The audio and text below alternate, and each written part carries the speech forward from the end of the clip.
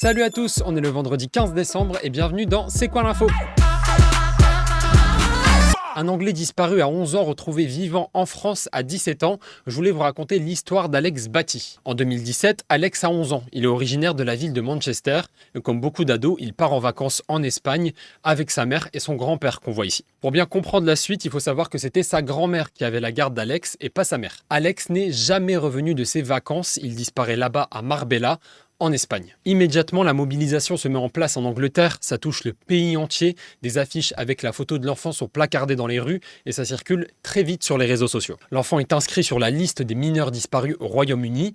La disparition d'Alex est terrible à vivre pour sa grand-mère, Suzanne, parce que son petit-fils vivait avec elle. Je ne peux pas expliquer ce que ça fait de savoir que vous pourriez ne plus jamais voir le petit-fils que vous aimez tant. Suzanne en est persuadée et elle le répète sur tous les plateaux télé anglais. Alex a été kidnappé par sa mère et son grand-père. Selon elle, les deux adultes ont kidnappé l'enfant pour vivre un mode de vie alternatif, un mode de vie différent. Par exemple, ils ne voulaient pas qu'Alex aille à l'école. Beaucoup craignent que le petit Alex ait rejoint une secte. Alors, une secte, c'est un groupe, une communauté fermée qui impose les mêmes idées à ses membres. Alex, 17 ans aujourd'hui, a été retrouvé hier en France et on en sait un peu plus sur ce qui s'est passé. Mardi 12 décembre, en pleine nuit, on est dans les montagnes des Pyrénées et la pluie tombe. Fabien, un livreur, roule quand il aperçoit un jeune homme de 17 ans sur le bord de la route. Il fait du stop et a l'air épuisé. Il m'a expliqué que ça faisait 4 jours qu'il marchait, qu'il était parti d'un coin dans les montagnes, il m'a pas dit où. Et du coup, il m'a expliqué qu'il s'était fait kidnapper. J'ai tapé son nom sur internet et du coup, j'ai eu des cases, des enquêtes sur lui.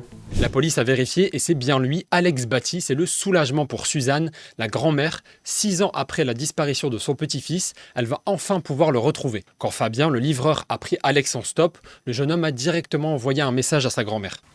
Bonjour mamie, c'est Alex. Je suis en France à Toulouse. Je t'aime, je veux rentrer. Mais qu'est-ce qui s'est passé pendant 6 ans? Selon les premiers éléments, les deux kidnappeurs d'Alex se seraient installés au Maroc pendant quelques années. Selon le témoignage de l'ado, il aurait vécu dans les montagnes en Ariège pendant 2 ans et dans une communauté de type secte. Alex est désormais libre et a été confié aux services sociaux avant de probablement rentrer en Angleterre.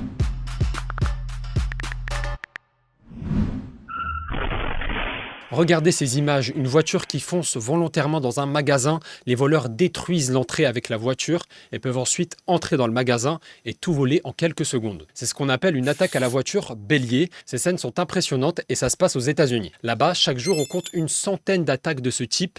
Tous les commerces sont visés, les magasins de luxe, les supérettes, les commerces de cigarettes. Ici, par exemple, il y a 2 semaines, les voitures béliers ont tout détruit dans ce magasin de baskets. Ils ont volé des baskets Louis Vuitton et Nike, qui valaient environ $7 000. Lancer un camion dans un magasin, c'est fou. C'est bientôt Noël et les marques sont prêtes à sortir beaucoup d'argent pour faire la promo de produits. Elles se tournent vers les familles d'influenceurs. En échange d'une somme d'argent plus ou moins élevée, les influenceurs plus ou moins populaires mettent en avant un produit. C'est le cas de la Sweetie Family sur les réseaux. La Sweetie Family, c'est la maman et les 2 filles, Dialinda 15 ans et Lilo 9 ans. Ultra populaire, elle compte 1 million d'abonnés sur TikTok, une communauté accumulée sur 3 ans. En faisant la promo de produits sur leur réseau où elles sont très suivies, ça peut leur apporter beaucoup. La maman gagne de 1 500 à 12 000 € selon les mois, et les filles aussi, mais là on va voir que c'est plus encadré pour les mineurs. Que gagnent les enfants influenceurs? Il suffit de faire le déballage, une étape trop satisfaisante. Pour cette vidéo, Lilo, 9 ans de la Sweetie Family, a gagné 1 100 €. Mais attention, les règles pour les enfants influenceurs de moins de 16 ans sont très strictes. L'enfant doit recevoir un agrément de l'État, c'est-à-dire une autorisation de l'État. Lilo ne peut pas toucher cet argent tout de suite, les revenus sont bloqués jusqu'à 18 ans. Tout ça n'empêche pas Lilo de se demander comment elle dépensera son argent d'influenceuse quand elle sera majeure. Je vais acheter mon permis, je vais acheter un chien, je vais acheter une maison. Alors, je vais économiser pour une maison parce que peut-être que j'aurai pas assez.